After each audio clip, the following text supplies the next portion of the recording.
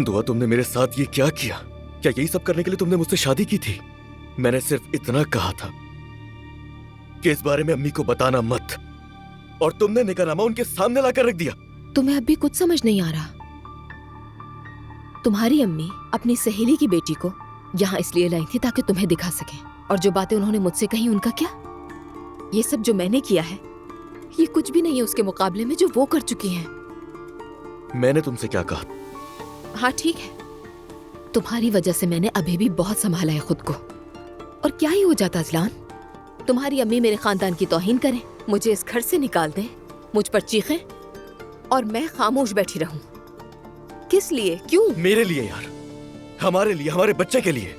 मुझे माफ कर देना अजलान, मगर अब से मैं सिर्फ अपने बारे में सोचूंगी। सबकी फिक्र कर चुकी हूँ बहुत, मगर आइंदा नहीं। क्या तुम्हारा मकसद सिर्फ उनसे बदला लेना था, ऐसे ही है ना? मैं तुम्हारी तरह नहीं हूँ अजलान, मैं ऐसे मंसूबे नहीं बनाती। तुम कहते हो हमारा खानदान, लेकिन हमारे खानदान के रास्ते में तुम्हारी अम्मी है, और तुमने हमारे हवाले से सिवाय झूठ बोलने के क्या किया है? मैं उनका दिया हुआ जहर खत्म करना चाहती हूँ।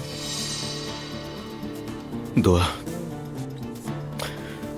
तुम ये सब करके चीजें और खराब कर रही हो और कुछ नहीं। मुझे तुम्हारी अम्मी की कोई परवाह नहीं है, ना ही मुझे उनकी नफ्सियाती हालत की फिक्र है।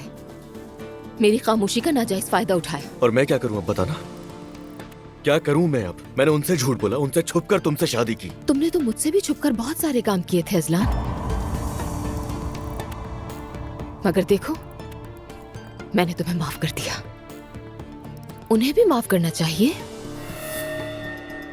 इसके अलावा अब से तुम्हारी असल तरजीह तुम्हारी फैमिली होनी चाहिए, तुम्हारी बीवी और बेटे।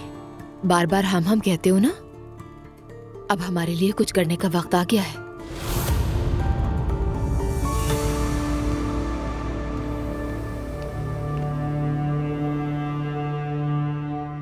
मुस्तफा, क्यों परेशान हो रहे हो? अम्मी और दुआ का बस झगड़ा हुआ है। मेरा मतलब कोई कयामत तो नहीं आ गई ना? बात सिर्फ इतनी नहीं है, कुछ और भी हुआ है क्या? आज दफ्तर में बाबा और मेरी लड़ाई हुई। ये कैसे हुआ? वो मुझ पर चीखे, मैं उन पर चीखा, और वो मुझे मारने भी आए। या मेरे अल्लाह।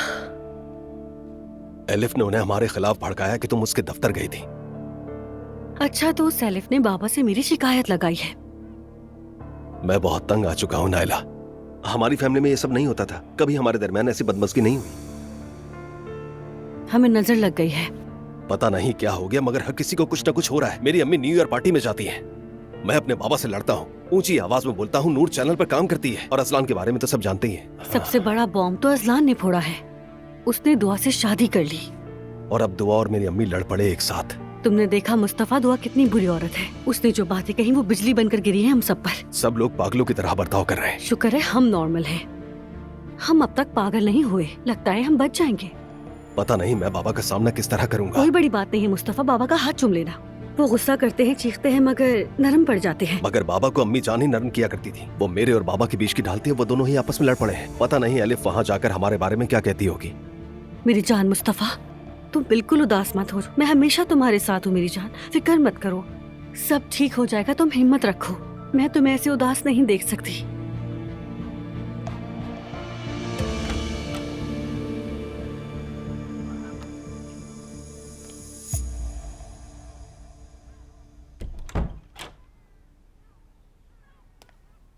अम्मी, बस इसी की कमी रह गई थी ना? तुम सब ने मेरी पीठ में छुरा घोंपा है असलान। अरे ऐसा कुछ भी नहीं है अम्मी। मैंने तुमसे वादा लिया था, कसम ली थी मैंने कि तुम मुझसे शादी नहीं करोगे। क्या मेरी बातों की इतनी ही अहमियत है? ऐसा कैसे हो सकता है? सबसे कीमती आप है मेरे लिए। मैंने आज अच्छी तरह देख लिया है कि कीमती कौन है। अम्मी, मैं दुआ से मोहब्बत करता हूँ। उसने मुझे एक और चांस दिया है और मैं उसे बिल्कुल भी नहीं खोना चाहता हूँ। उसने तुम्हें चांस दिया है। असलान, तुम्हें समझ क्यों नहीं आता? तुम अक्ल से काम क्यों नहीं लेते? अगर वो तुम्हें मौका नहीं देती तो वो और किसको देती? वो तुम्हें सिर्फ और सिर्फ कठपुतली बनाना चाहती थी और तुम आराम से बन गए। देखें, हमारी एक छोटी सी बच्ची है अम्मी, और आपके दुख का भी अंदाजा है। और दुआ ने तो आपके साथ कुछ भी नहीं किया, बल्कि वो तो आपको हमेशा खुश रखने की कोशिश करती है। खुदा के लिए हम पर थोड़ा सा रहम करें। तुम कभी खुश नहीं रह सकते। तुम उस लड़की के साथ खुश नहीं रह सकते जो अपनी सास की इज्जत ना करे।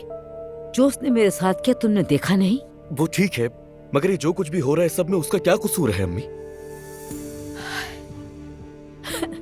मोहब्बत में अंधा हो गया और कह रहा उसका क्या कसूर है? असलाम, तुम देख नहीं रहे कि वो क्या करना चाह रही है हमारे साथ? अम्मी खुदा के लिए, तुमने अपनी माँ को उसके सामने नीचा दिखा दिया। वो लड़की एक दिन तुम्हें जरूर तलाक देगी और अपनी बच्ची को साथ ले जाएगी, फिर समझोगे। बिल्कुल नहीं। आपको ऐसा लगता है? जब वो दिन आएगा तो मेरे पास आके मत रोना तुम, क्योंकि तुमने अपने हाथों से अपना अंजाम खुद तय किया है। ऐसा कुछ नहीं होगा। ठीक है अजलान, अब तुम जा सकते हो यहाँ से। मेरा किसी से भी बात करने को दिल नहीं जा रहा।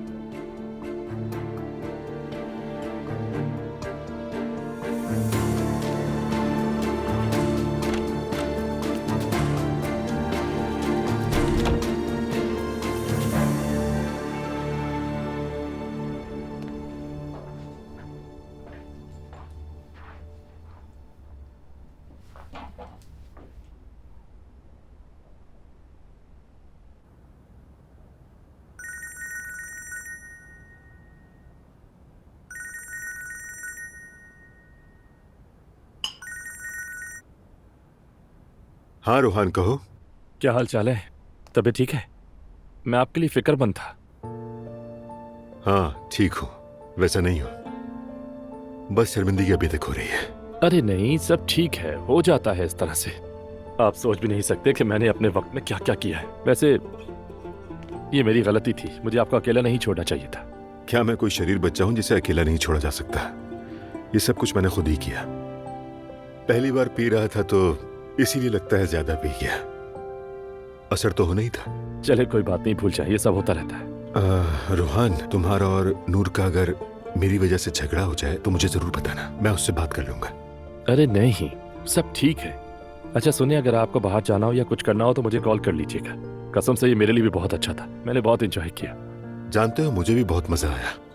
मुझे वो जगह अच्छी लगी, मेरा दिमाग हल्का हो गया। बहुत खूब, ये तो बहुत अच्छा हुआ। चले फिर जल्दी मिलते हैं दोबारा। ठीक है, फिर मिलते हैं। अच्छा चले, ठीक है, खुदा हाफिज। सब चीजों के लिए शुक्रिया।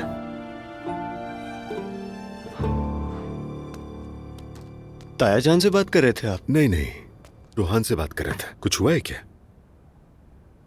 आपको नहीं पता क्या हुआ है? क्या बात है? मुस्तफा भाई और ताया जान की लड़ाई हुई, आपस में उलझे थे। ये क्या कह रहे हो तुम? सब कुछ खत्म हो गया बाबा, आपको कैसे नहीं पता? यूसुफ भाई और मैं साथ थे, हमें आवाजें आई, देखा तो वो लोग लड़ रहे थे। आखिर ये कैसे हो सकता है? क्यों हुआ ये सब? क्या एलिफ की वजह से हुआ है? शायद, देखने से तो यही लगा कि वजह एलिफ ही है। तुम कह रहे हो कि मुस्तफा ने भाई से बदतमीजी की? और वो भी काफी सख्त लहजे में बात की मुस्तफा भाई ने। फिर हम वहां से निकल गए। ये सब क्या हो रहा है? अगर अजलान ये करता तो समझ आता, लेकिन ये मुस्तफा, वो ये सब कैसे कर सकता है? अजलान भाई भी काफी शौक में थे कि आखिर ये सब हो क्या रहा है। हम भी हैरान थे बाबा ये देखकर। चलो ठीक है, मैं कल खुद मुस्तफा से बात करूंगा। जी बाबा। पहले जैसे घर में आग लगी हुई थी, अब सर्द पड़ गया है। ऐसा लग रहा है जैसे कोई गरीब मशरकी मुल्क है जहाँ से रूस अभी निकल कर गया है। हयात आपा, ये हवा तो हमें बीमार कर देगी। क्या कह रहे हो? मैं समझी नहीं। हाँ, अरे मैं भी किसके सामने बोल रहा हूँ, बस छोड़ दें, आप रहने दें। शाम बखैर। हयात आपा, कल से इस घर में ये खाने बनेंगे। जुलकर को बता दें क्या चाहिए, ये बाजार से ले आएगा। माफ कीजिएगा, हम कुछ समझे नहीं। मेन्यू अब से यही बनेगा खाने में। ये काफी बड़ी बगावत नाकाम बनाने का प्लान है। मैं पानी लेने आई हूँ। मैं देता हूँ अम्मी।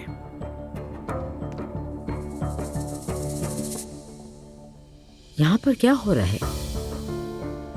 मैं इन्हें मेन्यू बता रही हूँ। क्या बता रही हो तुम? आपको लग रहा होगा मैं सिर्फ बातें कर रही हूँ, मगर ऐसा नहीं है। हयात आपा, आप वैसे ही करेंगी जैसे मैंने कहा। बात सुनो मेरी, अब तुम अपनी हद से आगे बढ़ रही हो। इस घर के खाने की जिम्मेदारी मेरी है, दखल अंदाजी मत करो तुम। बहुत देर हो गई, आपका दौर अब खत्म हो चुका है। और वो किस तरह? आपका सरनेम उनाल नहीं रहेगा बहुत जल्द। चाहे तो इस घर में मेहमान की तरह रह सकती हैं, बशर्त मेरे तय करदा इस घर के उसूल मान लें। मेरी अम्मी, बात अम्मी, सुनो प्लीज, तुम प्लीज, जरा अपनी। रहने दे प्लीज, इस वक्त नहीं। आपा, हयात आपा, समझ गई मेरी बात? दुआ साहिबा माफ कीजिएगा, मैं इनकी नाफरमानी नहीं कर सकती। तुम किसके घर में हुक्म चलाने की कोशिश कर रही हो? यहाँ तुम्हारी बात कोई नहीं सुनेगा। ये तो वक्त बताएगा। आप ठीक है ना आपा? या अल्लाह सब्र ये करे। सब क्या हो रहा है? ये लड़की तो बिल्कुल शैतान के कब्जे में है। मेरा ख्याल है इसे तिलावत वाले पानी से धोया जाए। अम्मी, तुम लोगों ने देख लिया ना कि मुझे ये सब सहना पड़ रहा है। इसने अजलान को पागल कर दिया है। या अल्लाह, हमारे साथ ये क्या हो रहा है? अम्मी, अगर जालिम के पास जुल्म है तो मजलूम के पास अल्लाह है, वो इंसाफ करेगा। आमीन, इंशाअल्लाह इंशाअल्लाह। अब खुद को परेशान ना करें। पानी भर के दो मुझे। ठीक है अम्मी, देता हूँ।